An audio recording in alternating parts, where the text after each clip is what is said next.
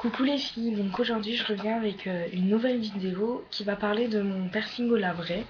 On m'a beaucoup demandé comment ça s'était passé et tout, donc aujourd'hui je vais tout vous dire dans cette vidéo. Alors, tout d'abord pour commencer, je tenais à dire que la question que vous vous posez toutes, hein, c'est est-ce que ça fait mal? En fait, ça va dépendre de vous et de la perceuse ou du perceur. Ça va dépendre, ça va aussi dépendre de votre niveau de sensibilité à l'endroit que vous voulez percer. Moi, je sais que pour ma part, j'ai eu une perceuse très rassurante qui, bon, c'est pas une partie de plaisir un piercing, mais elle a quand même réussi à faire en sorte que je sois rassurée et tout, parce qu'il faut savoir que moi, je suis une grande chochotte des piqûres. J'ai la phobie des aiguilles. Enfin, je vous parle des grandes aiguilles parce que quand elle va percer, elle va prendre un cathéter à peu près pas large comme ça, mais long comme ça et ouais, large. Hop, comme ça, vous voyez. Donc c'est pas rien, je tiens à le dire, c'est impressionnant. Donc moi je vous conseille d'y aller avec la personne que vous aimez le plus et tout, qu'elle vous rassure et tout. Et donc après, ben comment ça se passe? Ben tout simplement, moi je sais que pour le labrer, je vais raconter mon expérience parce que je connais pas non plus tous les personnes. Elle m'a dit que fallait. En fait, elle a désinfecté et tout le truc, quoi. Elle m'a parlé, elle a engagé une conversation, et puis quand je m'attendais le moins, elle m'a dit maintenant tu vas inspirer, donc j'ai inspiré, et elle m'a dit tu vas expirer. Alors elle m'a dit d'expirer, et c'est là qu'elle a pris la lèvre et qu'elle a percé. Et honnêtement, ça m'a fait quoi? Ça m'a piqué. Ça m'a juste piqué pendant maximum 10 secondes. Et après, ben, j'ai dit mais t'as percé? Elle me dit oui, oui. Je fais ah, bon.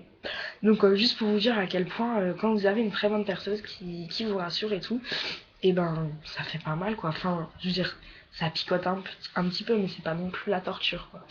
Donc voilà, moi le piercing ça fait maintenant 4 mois que je l'ai. Pour le labrer, j'ai eu 3 semaines de cicatrisation. Donc pendant 3 semaines, je devais le nettoyer le matin et le soir. Donc pour le nettoyer, je prenais la diaseptile, que d'ailleurs j'ai pu, sinon je vous aurais montré. Mais c'est un petit flacon comme ça, et c'est jaune et bleu. Enfin, vous trouvez ça en pharmacie, hein.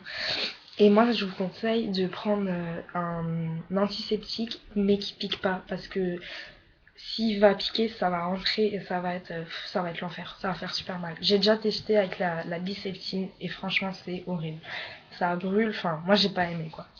Et ensuite, ce que je faisais, parce qu'il faut aussi désinfecter d'abord avec l'antiseptique et après avec un savon de votre choix sans parabènes. Donc moi j'ai pris le Dove parce que c'était le plus hydratant et le plus. Enfin, c'est mon savon préféré quoi. Donc, et celui où il y avait moins % d'allergie. Enfin, voilà.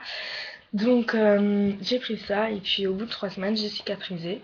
Donc pour moi la cicatrisation elle a été très importante parce que j'ai eu un moment une inflammation. Ma lèvre, j'ai voulu mettre un anneau, j'ai pas écouté ma perceuse, donc j'ai mis un anneau et en fait ma lèvre elle a doublé de volume, c'est-à-dire que je pouvais plus manger ni parler.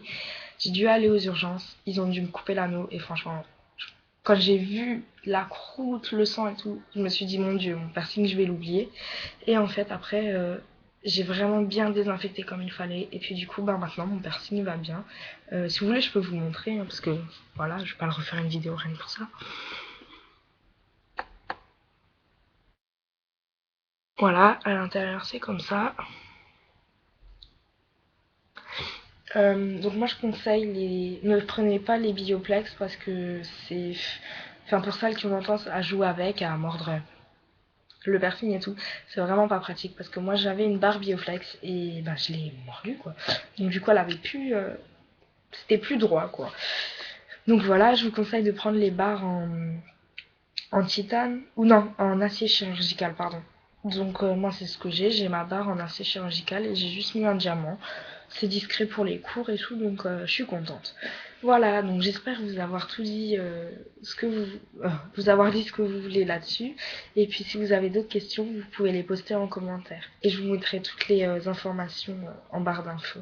Allez, bisous les filles.